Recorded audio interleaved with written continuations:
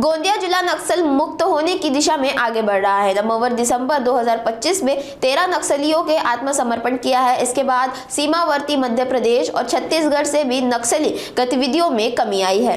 Gondia police आत्मसमर्पण करने वाले नक्सलियों का पुनर्वसन कर रही है। उन्हें सरकारी नीति के तहत प्रशिक्षण और रोजगार से जोड़ने की प्रक्रिया जारी है। पुलिस अधीक्षक गौरव भामरे ने कहा कि सभी को मुख्य धारा में शामिल किया जाएगा और आदिवासी समाज से पुलिस का सहयोग करने तथा सरकारी योजनाओं का लाभ लेने की अपील की है। आपल्याला सर्वांनाच माहिती आहे की 2025च्या नोव्हेंबर आणि डिसेंबर महिन्यामध्ये गोंदिया जिल्ह्यामध्ये मोठ्या प्रमाणात नक्षलवाद्यांनी आत्मसमर्पण केले। जवळपास 13 नक्षलवाद्यांनी या काळात आत्मसमर्पण केले होते आणि त्यांच्या आत्मसमर्पणानंतर मध्य प्रदेश आणि छत्तीसगड राज्यातसुद्धा जे MMC झोनचे जे इतर नक्षलवादी होते त्यांनी तिथे आत्मसमर्पण केलेले होते आणि या 3 राज्यात झालेल्या मोठ्या आत्मसमर्पणानंतर या परिसरात कोणतीही नक्षल हालचाल सध्या तरी जाणवलेली नाही आहे किंवा काही नक्षल काडर जे आहेत ते ॲक्टिव्ह आहे अशी माहिती आलेली नाही आहे। जेवढे नक्षल काडर आपल्या रेकॉर्डवरती होते आपल्या 3 राज्यांच्या तेवढ्या सगळ्या काडर्सने तिथे सरेंडर केलेलं आहे। त्यामुळे सध्या कोणतेही ॲक्टिव्ह नक्षल या भागामध्ये नाही आहेत। 13 नक्षल जे आहेत ते सध्या आपले पोलीस मुख्यालयामध्ये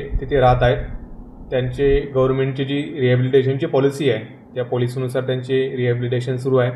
त्यानुसार त्यांना केंद्राचे आणि राज्य सरकारचे विविध लाभ दिले जातात, म्हणजे मॉनिटरी कम्पेन्सेशन असेल किंवा त्यांचे रहिवासी प्रमाणपत्र आधार कार्ड तयार करून देणे असेल, त्या कागदपत्रावरून त्यांना विविध प्रकारचे कोर्सेस करायला मदत करणे, अशा प्रकारे त्यांचे रिहॅबिलिटेशनचे काम सध्या सुरू आहे जेणेकरून त्यांना मुख्य प्रवाहामध्ये येता येणार। म्हणजे ते त्यांना जे मुख्य प्रवाहात आपण आणत आहोत त्याचाच एक भाग आहे की त्यांनी जे दैनंदिन आपलं आयुष्य आहे ते सामान्य नागरिकासारखं जगावं या प्रयत्नांचाच भाग म्हणून ज्यांची लग्न करायची इच्छा त्यांचं आपण लग्न पण करून दिलं आहे आणि इतर पण गोष्टी आपण त्यांना आता शिकवत आहोत, जे रोजगार असेल शेती असेल ते आपण त्यांना प्रशिक्षण देत आहोत। त्याच्यामध्ये या संपूर्ण जे नक्षलवादा विरुद्धची जी लढाई होती त्याच्यामध्ये या दुर्गम भागातील जे नागरिक आहेत त्यांनी पोलिसांना फार मोठी मदत केलेली आहे। यापुढील काळातसुद्धा त्यांनी पोलिसांना मदत करावी आणि आमचे त्याच्यामध्ये पोलीस दादारोडा खिडकीचे जे विविध उपक्रम या भागात सुरू असतात त्या उपक्रमातसुद्धा त्यांनी तसेच उत्स्फूर्तपणे सहभागी व्हावे हे त्यांना आवाहन करू इच्छितो।